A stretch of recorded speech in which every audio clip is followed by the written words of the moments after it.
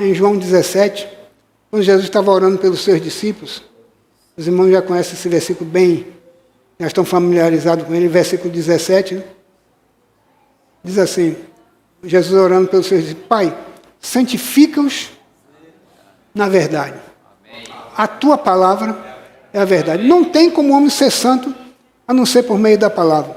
E essa palavra que é a verdade é o próprio Cristo. Que ele diz assim: eu sou o caminho, a verdade e a vida. Ninguém vem ao Pai senão por mim. Mas nesse versículo de João 17, versículo 17, mas nós já somos santos, irmãos? Quem é santo aqui? Levante a mão. Amém. Alguns irmãos ficaram com dúvida, né?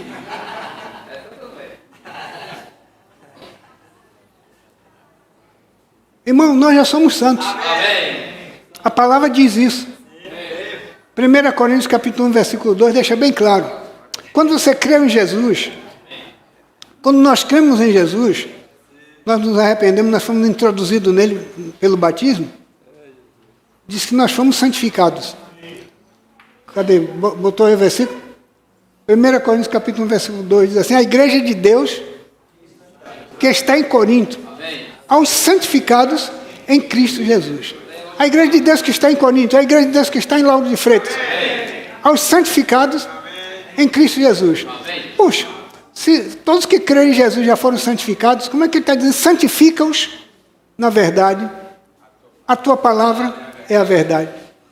Esse santificar aqui, irmão, não é uma questão de santificar posicionalmente. Nós estávamos no mundo, estávamos debaixo de maldição, cremos em Jesus, fomos transferidos do império das trevas para o reino do amor de Deus, do Filho do amor de Deus. Amém.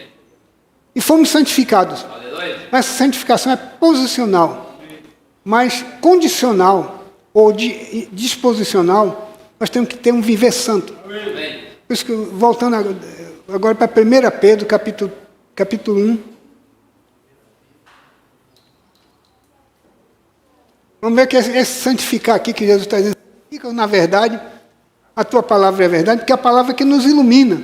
Nós já vimos em Hebreus 4,12 que ela é apta para discernir pensamentos e propósitos do nosso coração. A gente está vivendo um viver na igreja, somos santificados em posição, mas nossa vida ainda não é santa. Nossa condição ainda não é agradável a Deus. Isso que diz assim, 1 Pedro capítulo 1, versículo 15, diz assim: pelo contrário de quê? A gente vai ver o versículo 13 e o 14.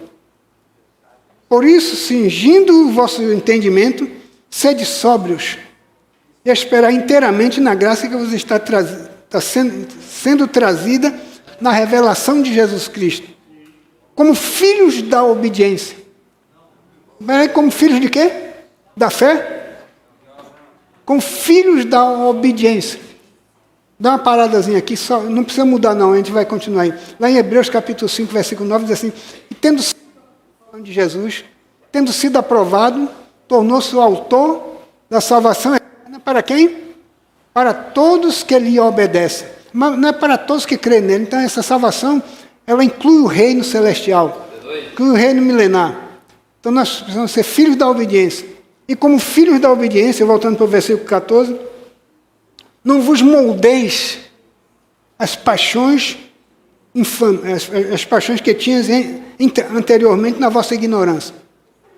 O irmão falou na quinta-feira passada que o Satanás usa o mundo como uma forma e quer nos conformar a esse mundo, quer que nós sejamos parecidos com esse mundo.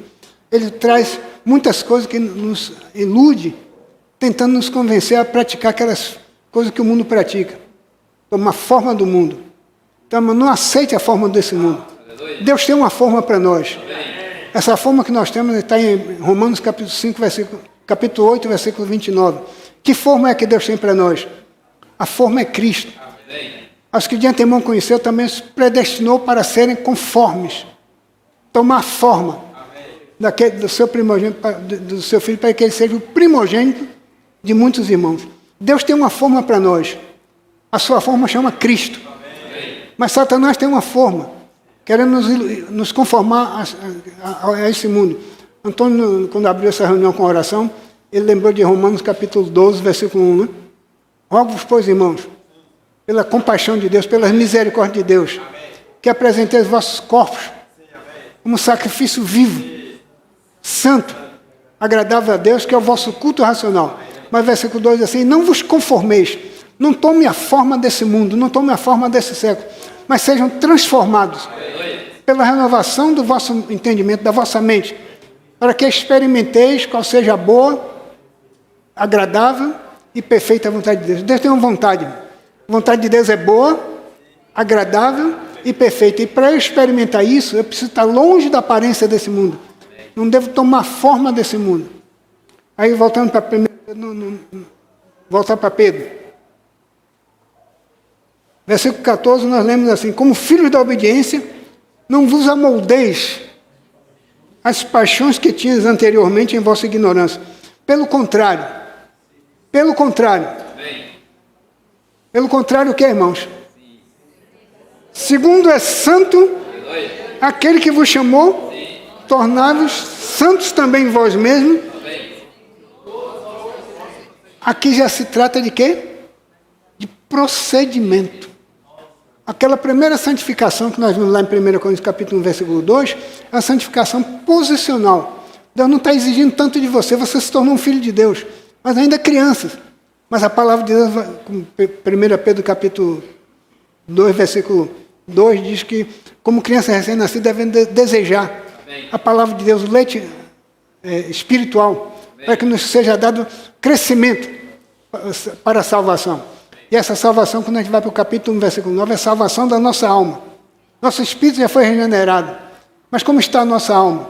Composta de mente, vontade e emoção que relacionam-se ao nosso coração. Só a palavra de Deus é apta. Ela penetra. Ela quer rasgar. Ela quer dividir alma e espírito, juntas e medulas. Ela quer discernir os pensamentos e propósitos do nosso coração.